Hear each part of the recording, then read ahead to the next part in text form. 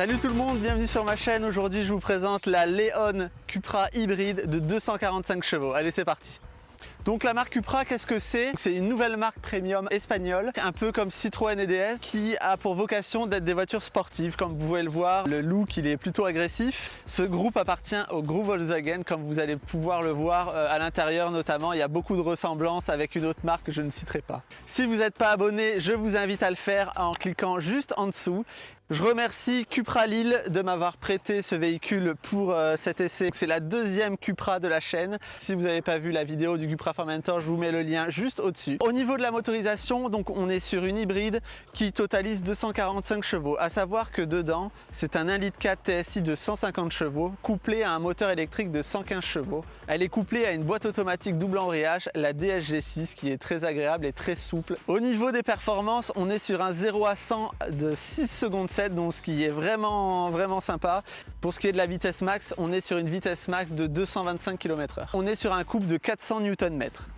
Cupra nous annonce une autonomie de 52 km en tout électrique, à savoir que la voiture va recharger en roulant. Suivant les modes de conduite, on va avoir plus ou moins de récupération d'énergie.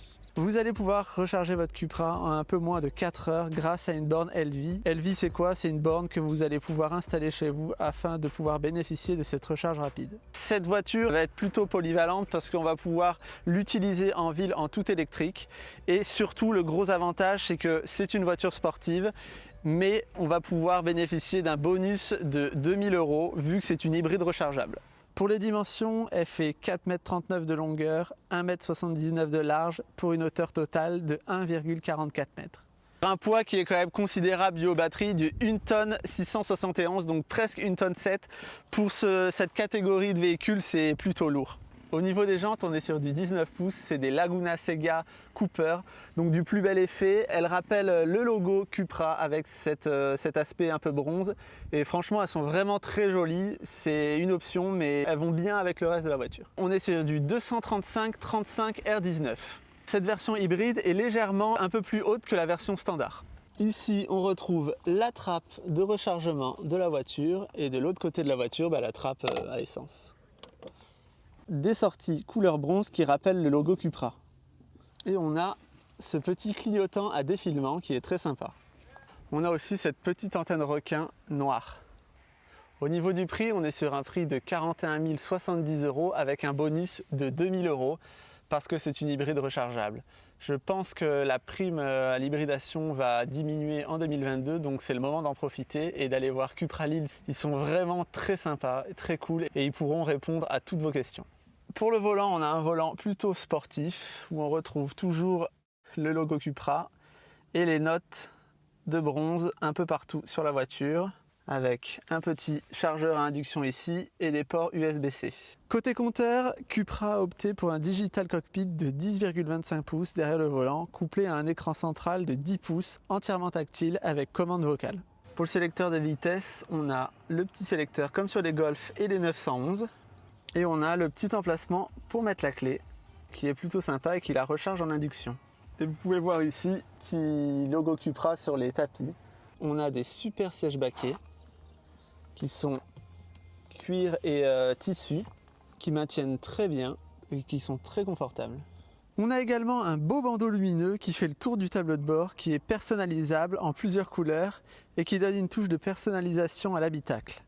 On peut également changer la couleur des panneaux de porte et la couleur des LED sous la boîte à gants et au niveau des pédales. Pour les places arrière, on a quand même relativement de la place et on dispose même de 2 ports USB-C et des réglages de ventilation centrale plutôt pratiques pour les passagers arrière.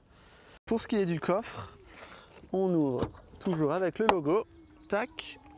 On est sur un volume total de coffre de 270 litres, ce qui est peu pour une voiture de cette catégorie, mais c'est dû aux batteries qui sont sous plancher, du coup on perd 100 litres par rapport à une version thermique. Voilà, donc en dessous, c'est tout plat, on peut rien mettre. Allez, on part tout de suite faire un essai routier de cette Cupra parce que c'est ce qui nous intéresse le plus. On va démarrer. La voiture démarre de base en tout électrique et ensuite on va pouvoir régler les différents modes de conduite, etc. Et vous allez voir qu'il y a un petit truc qui est spécifique à Cupra. Allez, c'est parti. Donc comme je vous le disais précédemment, c'est une voiture vraiment confortable. Elle est vraiment polyvalente due à son hybridation. Là, on va se mettre en mode Cupra. Alors, je pense qu'on y est peut-être. Non, on est en mode sport. Mode Cupra. Alors, je ne sais pas si vous entendez, mais il y a un petit bruit de V8.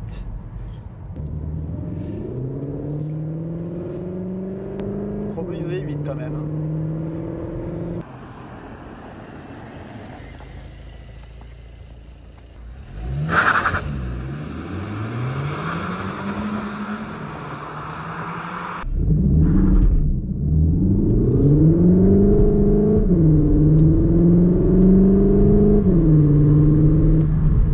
Ça marche vraiment bien. On a un bruit, donc c'est un résonateur au niveau du pare-brise qui amplifie le son moteur, donc c'est pas dans les enceintes, hein. On a l'impression d'avoir un V8, mais c'est un 4 cylindres, un 1,4 litre TSI. On va pouvoir régler tout ce son, régler les suspensions indifféremment, la réactivité sur la pédale, le volant plus ou moins dur. Et voilà, moi personnellement, ça me dérange pas trop ce bruit. Après, on peut l'enlever, heureusement, pour ceux qui n'aiment pas. On va pouvoir régler les suspensions sur cette Cupra jusqu'à 15 réglages, donc autant vous dire qu'on a vraiment le choix. Et on a la possibilité, comme je vous disais, de passer en full électrique ou en full thermique. Et suivant nos différents modes, on va pouvoir récupérer plus ou moins d'énergie. Il y a aussi un mode One Foot qui va permettre de rouler sans appuyer sur le frein. Et ça, c'est plutôt pratique en ville. On a aussi beaucoup d'assistance à la conduite comme le Line Assist, le régulateur adaptatif, etc. Donc c'est une voiture vraiment finie et ça c'est vraiment bien. La qualité des matériaux, moi je la trouve bien. Vraiment, ça fait vraiment premium et je pense que c'est ce que Cupra veut donner comme ressenti. Franchement, ça marche hyper bien. Je suis vraiment agréablement surpris. C'est vraiment dynamique comme voiture et de toute façon, c'est l'esprit Cupra. Donc là, on va changer les différents modes de conduite. Alors, drive, donc là on est en confort. En confort, la suspension est un peu plus souple, la réactivité sur la pédale également, et le volant est beaucoup plus souple et c'est vraiment très agréable. Et en mode Cupra, on peut le voir, gros bruit de V8, ça marche vraiment, franchement c'est incroyable. Voilà, on va un peu se calmer. Franchement, ça marche bien, hein. C'est incroyable.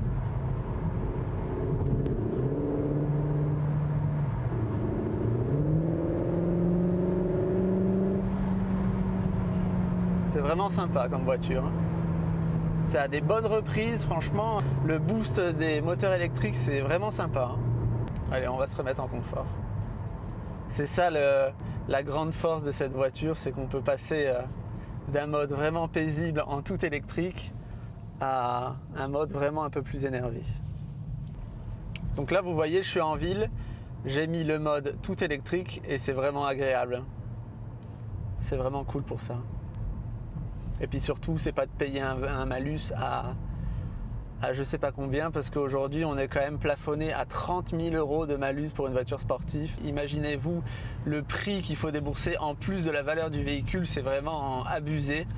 Merci en tout cas d'avoir regardé ma vidéo, vous êtes de plus en plus et ça me fait hyper plaisir. N'hésitez pas à vous abonner pour ne rien louper de mes prochaines vidéos et je peux vous dire qu'il y a du lourd qui arrive, du très lourd même.